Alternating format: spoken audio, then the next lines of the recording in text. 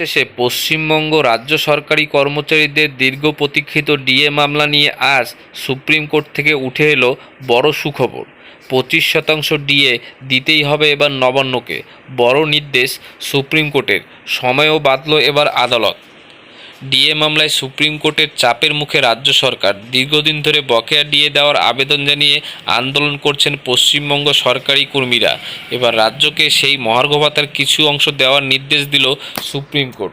শুক্রবার supreme court শুরুতেই বলে অন্তত 50% বকেয়া ডিএ দিতে হবে রাজ্যকে, কিন্তু স্পষ্টতা নিয়ে দেয় রাজ্য অত টাকা দেওয়া সম্ভব নয়। রাজ্যের তরফে আইনজীবী অভিষেক মনু সিংভি বলেন, এত টাকা দেওয়া সম্ভব নয়, আমি কিছু প্রতিশ্রুতি দিতে পারছি না আমার কর্মীদের, এই টাকা দিলে আমার চালাতেই পারবো না। সুপ্রিম কোর্টের বিচারপতি বলেন, আমরা সব রায় দেখেছি, হাইকোর্টের দুজন বিচারপতি টাকা দেওয়ার পক্ষে রায় দিয়েছে। এটা সত্যি যে এটা কোনো অধিকার নয়, কিন্তু তার মানে এই নয় যে টাকা দেবেন না। অন্তত 25% দিয়ে দিন। বিচারপতি সঞ্জয় করল, বিচারপতি মনোজ মিশ্রের বেঞ্চে ছিল ডিএ মামলার শুনানি। আগামী সোমবার পর্যন্ত সময় চেয়েছিল রাজ্য, কিন্তু সুপ্রিম কোর্ট সেই সময় দিতে রাজি নয়। আগামী 4 সপ্তাহের মধ্যে ওই টাকা মেটানোর নির্দেশ দেওয়া হয়েছে।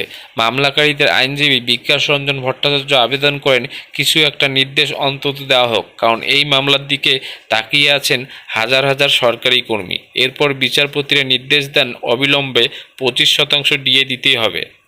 রাজ্য সরকারি কর্মীদের অন্তত 125% ডিএ বকেয়া আছে। আগামী আগস্ট মাসে এই মামলার শুনানির দিন ধার্য করা হয়েছে।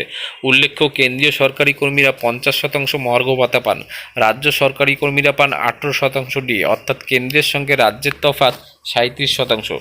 ডিএ আন্দোলনের অন্যতম মুখ ভাস্কর ঘোষ বলেন, 50% দিতে বলা হয়েছিল রাজ্যকে, কিন্তু রাজ্য তাতে রাজি হয়নি, অথচ এর থেকে অনেক বেশি খরচ করা হয় রাজ্যের অন্যান্য প্রকল্পে। তবে এই নির্দেশ আন্দোলনের নৈতিক জয় বলে মনে করছেন তিনি।